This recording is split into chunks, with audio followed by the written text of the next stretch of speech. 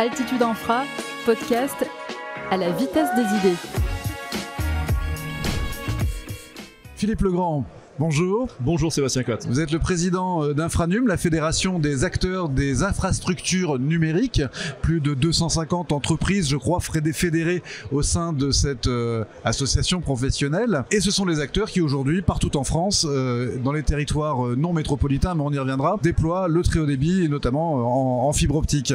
Donc le programme France Très Haut Débit, c'est terminé ou non? Le programme France Très Haut Débit est très bien avancé, mais il n'est pas terminé. Nous sommes au rendez-vous des engagements qui avaient été pris. Il s'agissait d'atteindre au moins 80% des foyers raccordables en très haut débit à la fin 2022. Ces objectifs ont d'ores et déjà été dépassés. Le plan n'est pas fini, mais il est très bien engagé.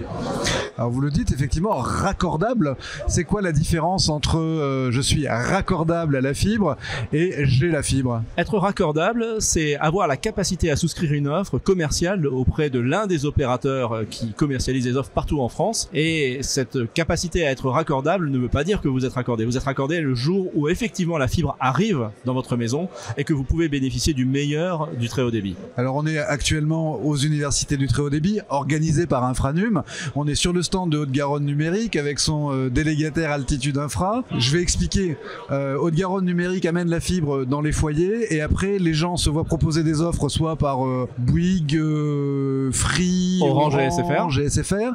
Et c'est qu'à ce moment-là que ces opérateurs vont utiliser l'infrastructure mise en place par Haute-Garonne Numérique pour accéder au service. C'est bien ça? On est bien effectivement dans ce système-là avec une initiative publique particulièrement performante et un taux de raccordement à la fibre qui est assez exceptionnel dans ce département. Haute-Garonne Numérique peut être fier de son projet et sans l'initiative publique, il n'y aurait jamais eu cette dynamique dans ce territoire. Aujourd'hui, le taux de transformation, c'est-à-dire quand je suis raccordable à la fibre, grosso modo, le taux de pénétration, comme on dit, il est de combien aujourd'hui? Il est très bon dans ce département, il est de l'ordre de 41%, ce qui est beaucoup pour une zone rurale qui vient tout juste d'être déployée. En France, il se situe aux alentours des 50%, mais il est porté par les villes qui ont été raccordées un peu avant. Ah, on les compte dedans? On les compte dedans. 15 millions de foyers français utilisent aujourd'hui la fibre optique chaque jour à très haut débit, à 1 gigabit par seconde pour se connecter à Internet.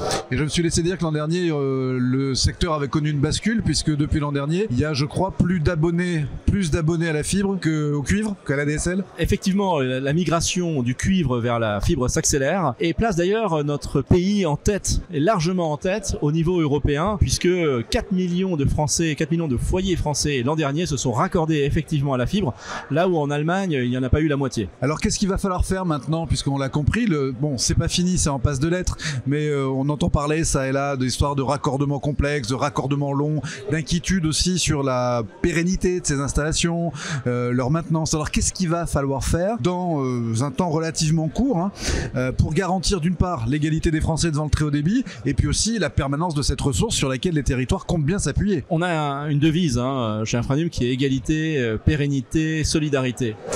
Pour l'égalité, le défi auquel nous faisons face et que nous devons relever consiste effectivement à apporter la fibre pour 100% des Français. C'est très compliqué, les derniers pourcents ou les derniers dixièmes de pourcents correspondent à des foyers, des maisons lointaines, dans des situations complexes où il n'y a pas de génie civil.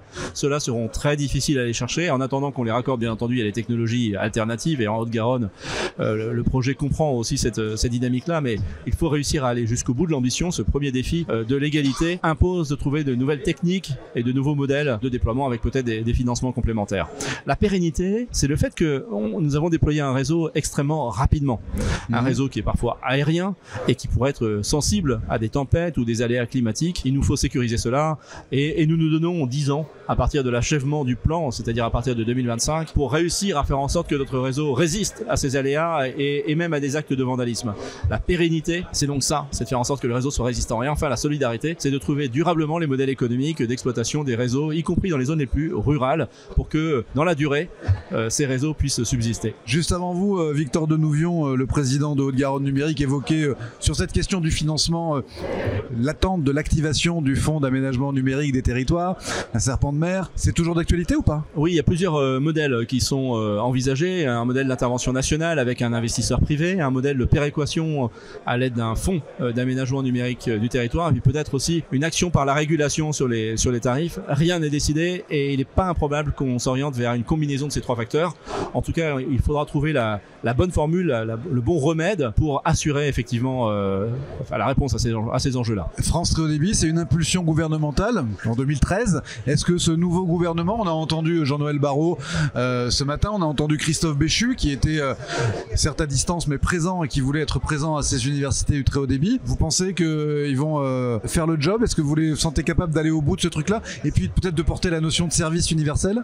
Déjà, ce qu'on appelle pompeusement, mais on aime être pompeux en France, ce qu'on appelle le French Model, le modèle français, c'est la capacité que les collectivités et les industriels ont eu à se mettre autour de la table pour faire converger les intérêts.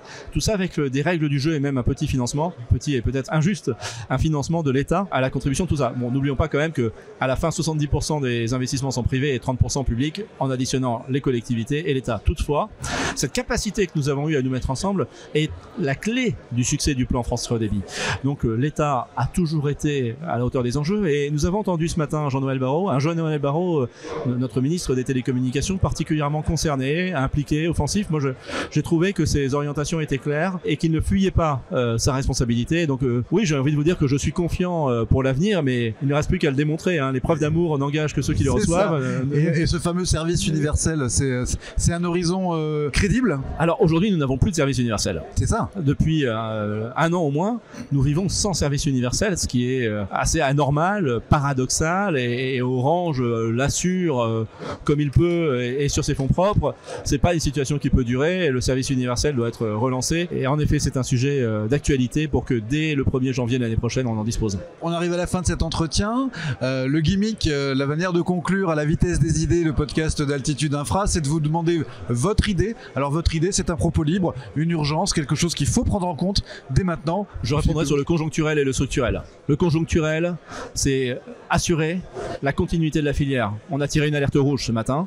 Il faut que l'ensemble de la filière puisse faire face aux évolutions du coût de l'énergie et pratiques très basses des coûts de raccordement. Il faut répondre à cette urgence. Et le structurel, c'est la pérennité, la résilience des réseaux, nous engager dans un plan à long terme, à 10 ans, sans oublier peut-être, et si tu me le permets, de rajouter le troisième point qui est l'enjeu du marché entreprise. Nous sommes dans une situation paradoxale où la France a les meilleures infrastructures d'Europe et nous sommes que 12e en termes de digitalisation de nos entreprises.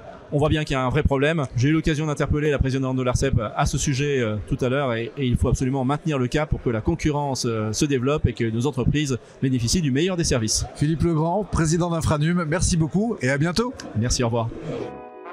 Podcast à retrouver sur altitudeinfra.fr.